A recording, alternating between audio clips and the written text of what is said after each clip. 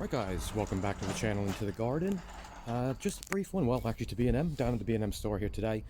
Just came in on the off chance to see what sort of new stock they had in. Very surprised to see this in.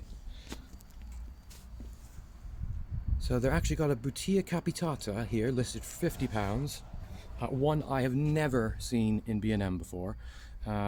Really great deal. Of course that's going to be dug up out from a field, but still to get a butia, again that's got, what is that?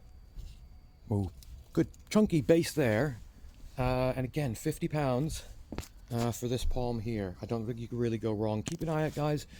B&M is really seeming to get a lot of great stock in this year. You know, absolutely check in. But of course, guys, just bear in mind with these, again, you know, the listing on here says a negative 10 degrees C. I think you're going to push it at this size. But with that said, guys, really just wanted to show you that really briefly.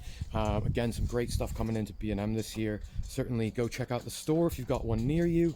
And, you know, keep an eye on the stock. Again, these sorts of things, you know, very cool to see the stock this year. Lots of new stuff. They got the Trachycarpus wagneranus palms as well, the smaller ones. Of course, they got the large Trachyfortunae palms.